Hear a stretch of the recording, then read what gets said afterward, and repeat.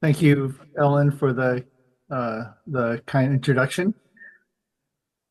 So I miss you all. Thank you for allowing me to share the Dharma talk today. And it's wonderful to hear Yvonne playing the piano once again. Um, I think I can share this, but Reverend Ron is in the hospital, and so I think I'm a poor substitute for him. So please join me in God's show as I recite a passage from the Lamp for the Latter Ages. These are a collection of letters from Shinran Shonin to his followers. Persons of the Pure Land attain birth in the Pure Land by becoming their foolish selves. Namo Amida Butsu. So today we're commemorating Bodhi Day. I know what you're all thinking. Isn't it wonderful that we're celebrating the life of my cat named Bodhi? Now, although I appreciate the thought, actually, this day is recognized as the day Siddhartha Gautama attained enlightenment while sitting beneath the Bodhi tree.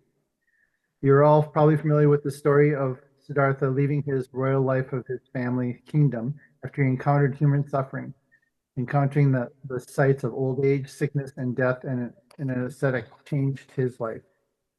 He came to the realization that he lived a privileged life, being protected from seeing the realities that everyone experienced. He understood essentially all of life was suffering from want or loss, so he left his protected life to pursue his spiritual life. His deep period of meditation beneath the Bodhi tree was said to have provided him insight into the true nature of reality. So Bodhi means awakened, and he was awakened to his own ignorance, the reality of his own ego self. His discovery was not an innovation of an individual, but rather the discovery of a timeless truth. So what did he discover? So he found the root cause of suffering and how to liberate oneself from it. He was awakened to the idea that we suffer because we cling to things, all of which are temporary in this constantly changing world. This occurred when the Buddha was 35 years old. Fortunately for us, the Buddha decided to share his findings with his followers and subsequently to all of us for the remainder of his life of 45 years until his death at the age of 80. He taught all classes of people without making distinction between them. Without this realization, without Shakyamuni's Buddha's desire to teach others, we would not be together today. So with Siddhartha's experience, we know it is possible to become a Buddha. Yet, as a human being with blind passions, I realize I am living a life where attaining and awakening like the Buddha is not possible on my own.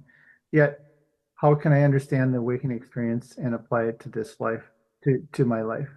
So Shinran talks about this in his letter to his followers.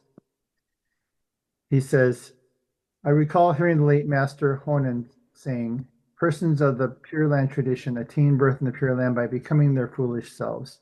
Moreover, I remember him smile and say, as he watched humble people of no intellectual pretensions coming to visit him, without doubt, their birth is settled. And I heard him say after a visit by a man brilliant in letters and debating, I really wonder about his birth. To this day, these things come to mind. So we often put the facade of striving on the Nembutsu path. Shinran points out that even he is one who outwardly shows wise, virtuous, and diligent he is, while inwardly cherishing vanity and falsehood. But Shinran reminds us in his concluding remarks from the Tani Show, I know nothing at all of good and evil, for if I could know thoroughly, as Amida Tathagata knows, that an act was good, then I would know good. If I would know thoroughly, as the Tathagata knows, that an act was evil, then I would know evil.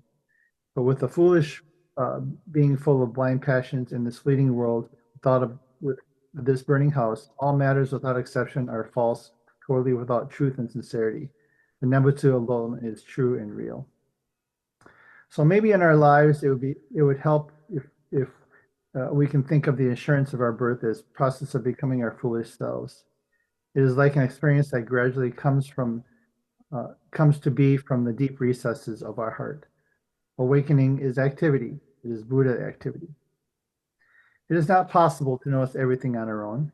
Trying to live in the continually awareness continual awareness of Amita's compassion. It is the Buddha's activity that is making us notice. It is a gift we receive without having to initiate anything.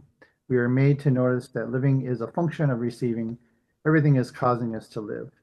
We are the total of everything we have received. It is not solely our own efforts. This can be a starting point of our awakening to our foolish selves.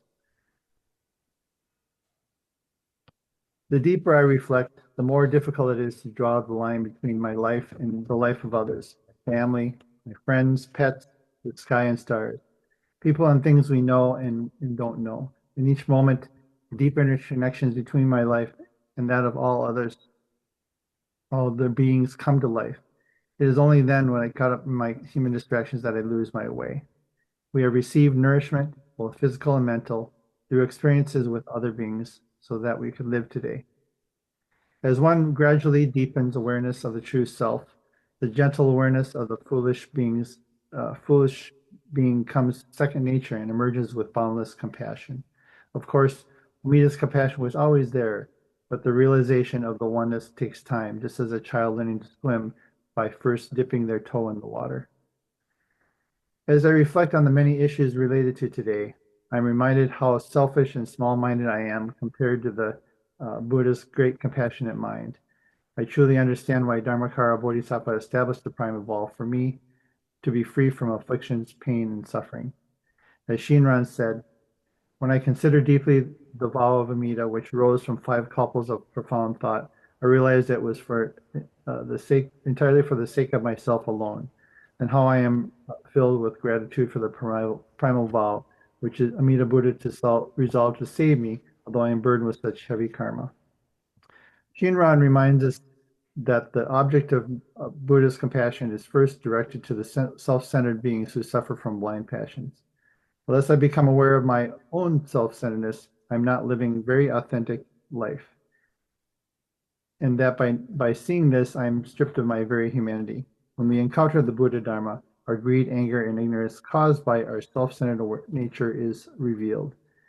The light of wisdom of the Buddha always shines upon our ego that is deep within our minds. Yet, one might wonder, how is thinking of myself as foolish being supposed to make me feel some level of religious joy? There is a relationship with our awakening and our liberation. Our liberation has come about by the very fact that we cling to our blind passions. The more we are awakened to our natural state, the more we have to confess our foolish selves. When we understand this insight, we awaken to the fact that we have been supported by Amida Buddha all along. We are made to see these events in our lives by the working of something greater than ourselves, and this can give us true joy and gratitude. Religious joy is the joy of becoming aware of receiving the gift of wisdom and compassion working in my life. A world previously unseen is expanding our view. This is Buddha activity. The question that frequently comes up is, what does it mean to be a Buddhist? A better question may be to consider, what does it mean to be human? Although we may have a desire or impulse to do good, we are often our own greatest stumbling blocks, the victim of our own circumstances. But while we cannot escape the external karmic consequences of our past actions, legal, economic, social, and on, this does not mean that we should punish ourselves inwardly for things that have happened in the past. Rather, by recognizing our missteps and quirks, we open a window into our own karmic nature, without which we cannot realize Buddha nature. This is only when we realize and take ownership of the full scope of our humanity that we can see ourselves as truly, fully human. Only then do we see the masks we wear, the person we show to the world, the social effect we present to others and ourselves is only part of our story, and we can look at ourselves and others with more humor and gentleness, with a greater sense of awareness and compassion. As a Shin Buddhist, we are awakened to the realization that the great passion of the Tathagata embraces all equally and constantly. It is not until we awaken to ourselves, our awakening to the blind desires, accepting our focus on self-centered thinking, that we can truly understand our true sense of being human and begin to live with sincerity. In closing, We are not the Buddha beneath the Bodhi tree, but we can strive to be aware of what is inside of each of us, the true nature of reality. A place to start is to work on what is inside of ourselves, to be aware of who and what we are, and how we are continuing to be in an environment and society that allows hatred and violence that continues to be prominent. I don't know what that is for each of you, but that is up to each of us to reflect and determine. Being aware of our interconnectedness involves being aware of our power beyond self. It is always nurturing and supporting us. This power that comes beyond the ego self is provided by Amida Buddha, limitless wisdom and compassion that benefits us all. Naturally, gratitude wells up inside of us as we awaken to this ever present gift.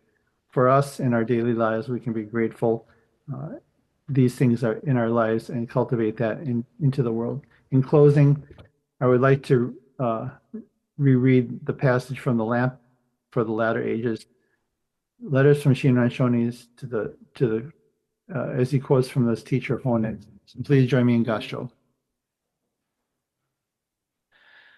Persons of the Pure Land tradition attain birth in the Pure Land by becoming their foolish selves. Namo Amida Butsu. Thank you for listening.